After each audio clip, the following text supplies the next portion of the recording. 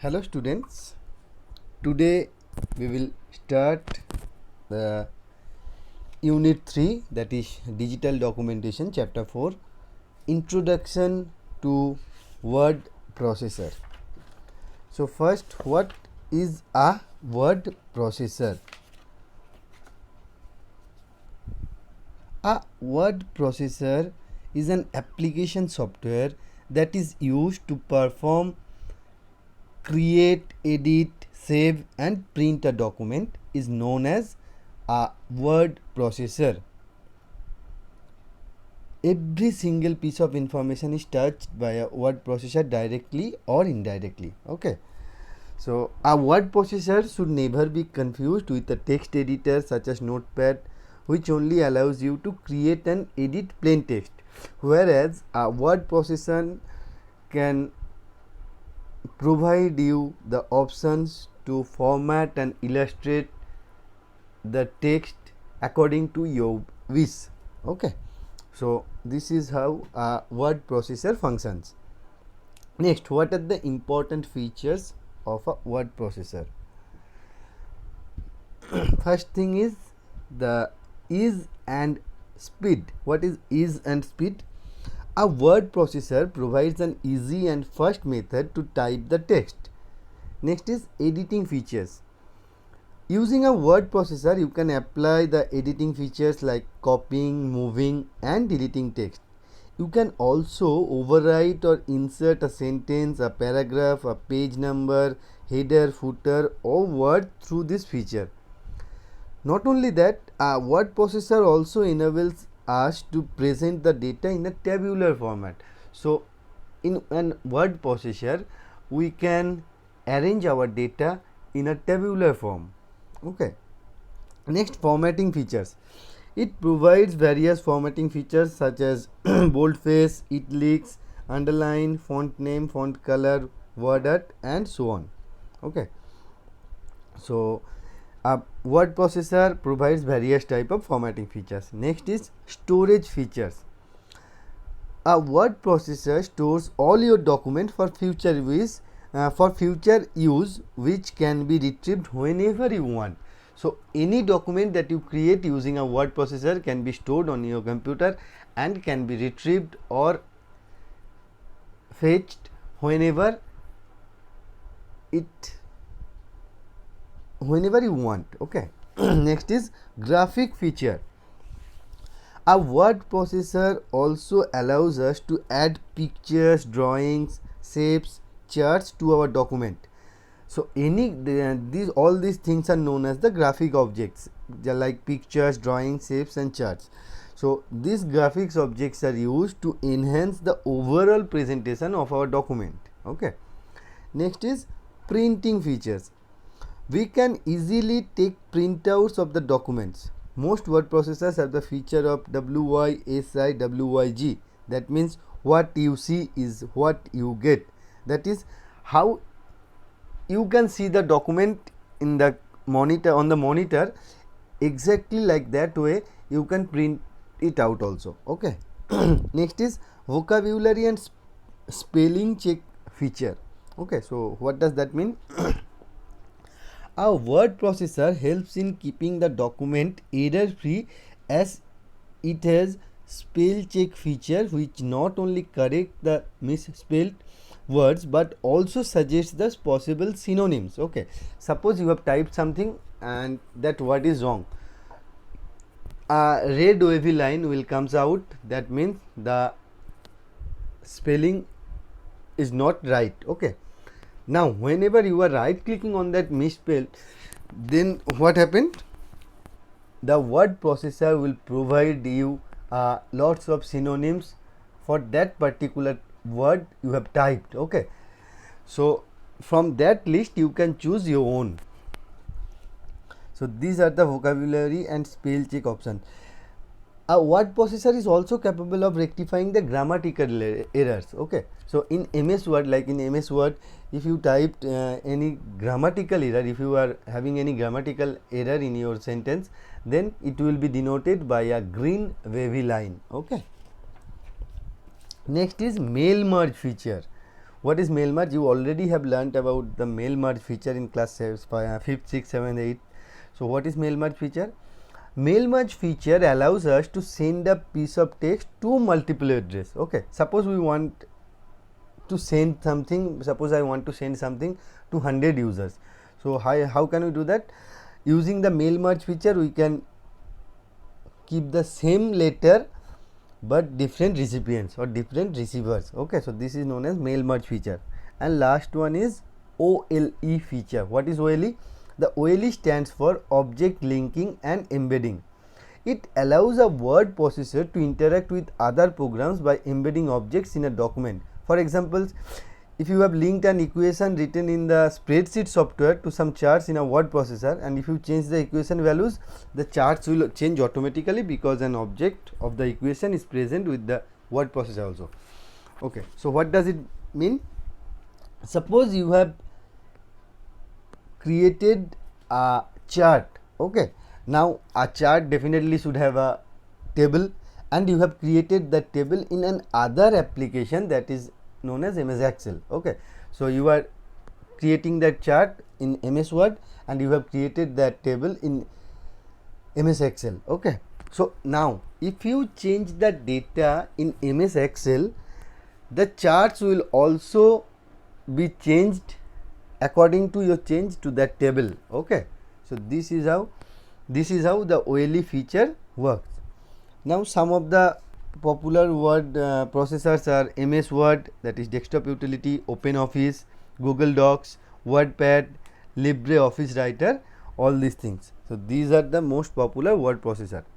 Now we have to work with MS Word 2010. So next thing is introduction to MS Word 2010. Microsoft Word is a part of Microsoft Office suite. Okay, so it is a part of Microsoft Office suite. Microsoft Office suite has the PowerPoint, Excel, Access, all those things. Okay, so in MS Word 2010 we can perform 4 major operations. What are they? Creating and saving a document, opening an existing document, editing and formatting a document, and last one is previewing and printing a document. So let's start with how to start the MS Word 2010. So if we are using the Windows 7 operating system, then we have to click on the start button, then we have to click on the all programs button, then we have to click on the Microsoft Office folder, then we have to select the Microsoft Office 2010. This is how Microsoft Office 2010 we can open. Next, if we are having the Windows 10 button, Windows 10 operating system, then we have to click on the start button, then we have to scroll through the list of the folders and select Microsoft Office folder, and then from that folder we have to select Microsoft Word 2010. Whenever we are selecting in in Windows 7 or Windows 10, whenever we are selecting the Microsoft Word 2010 option, the Word application opens a blank document with the temporary name document 1. It looks like a sheet of paper and it occupies most of the space on the screen. A small blinking vertical line we can notice on the screen, that is known as the insertion point or the cursor. That is the indication where we can enter the text. Okay. The application window or the window of MS Word displays two windows. Okay, the application of MS Word displays two windows on the screen. First one is application window and second one is document window. Okay, so what are the components of MS Word 2010? MS Word 2010 has a user-friendly interface. It has various elements that are discussed as we are talking. The first one is File tab. The Office button of 2007 is replaced by the File tab in MS Word 2010. Okay, so what was the Office button in MS Word 2007? That is now became File tab in MS Word 2010. On clicking the File tab, we can create a new file, open an existing file, save a file, print a file, and perform other tasks which are discussed later. Okay, so what are the components? First components, File tab. Next one is Quick Access Toolbar. What is quick access toolbar? The quick access toolbar is located next to the word icon. What does it provide? A quick access toolbar provides an easy access to the frequently used command buttons. By default, 3 buttons are present on it, which are save, undo and redo. We can customize this toolbar by adding and removing commands using the drop down arrow of the customize access toolbar. Okay, customize quick access toolbar. By using this option, we can customize our quick access toolbar. Okay, a quick access toolbar can be customized separately for each application of Microsoft Office suite. Okay, so whatever application we are having in Microsoft Office suite, each and every application's quick access toolbar can be customized separately. Okay, next is title bar. A title bar is located at the top of the Word window. It displays the current document and the name of the application in the center. Okay, so the title bar, the functionality of the title bar is to show the name of the current document. Okay, next is ribbon. What is ribbon? MS Word 2010 has a ribbon which contains 8 tabs. These are File tab, Home tab, Insert tab, Page Layout tab, Referencing tab, Mailing tab, Review tab and View tab. These tabs again have individual groups, and groups have different icons which represent different commands. Okay, so let us discuss about those tabs and their groups. First one is Home group, Home tab. Okay, so Home tab is having clipboard group, font group, paragraph group, style group and editing group. Next one is Insert tab. What commands Insert tab have? Insert tab is having page group, tables group, illustrations group, links group, header and footer group, text group and symbols group. All those groups are having, again they are having some commands according to their work. Okay, next is Page Layout tab. What does Page Layout tab consist? Page Layout tab is having themes group, page setup group, page background group, paragraph group and arrange group. Next is Reference tab. It contains the table of contents group, footnotes group, citations and bibliography group, captions group, index and table of authorities group. Next is Mailings tab. Mailings tab consists of create group, start mail merge group, write and insert field group, preview result group and finish group. Next is Review tab. The Review tab is having proofing group, language group, comments group, tracking group, changes group, compare group and protect group. And last one is View tab. View tab is having document view group, show group, zoom, window and macros group. Okay, so now let us discuss about the groups in the Home tab. First one is clipboard. Okay, the clipboard is actually a utility provided by the software for the short-term storage and transfer of data between applications and documents using cut, copy and paste options.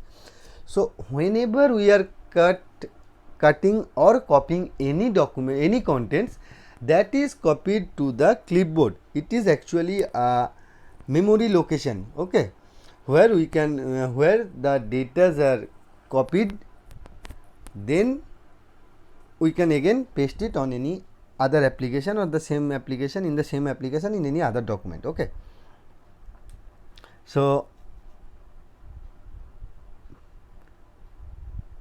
if we want to copy in a particular format, then we have to use the paste special options. Okay, if we want to format from one place, that can be applied another using the format painter options. Next is font group.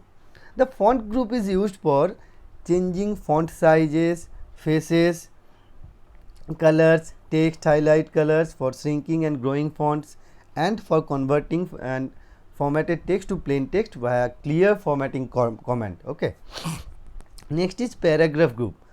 This group provides commands for bulleted, numbered and multi-level lists, increasing or decreasing paragraph intent, numerical or alphabetical sorting, to show paragraph markups, add, remove and customize the shading and borders. Okay, The paragraph group provides options to set fill color, align text margins such as right, left and center, and also contains commands to modify line spacing and color background behind the text.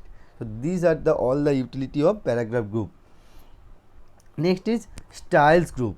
It is used to change the font color and style in the document. For example, emphasis option to format titles, etc. Okay. Next is editing group. This editing group, using this editing group, we can find any and replace the text in the document. Objects and text also be selected in a documents using this editing group. Okay. So, these are the groups of home tab. So, listen to the video very carefully and read your book properly. In our next class, we will be discussing about the groups of other various tabs. Okay. So, thank you and have a nice day everyone.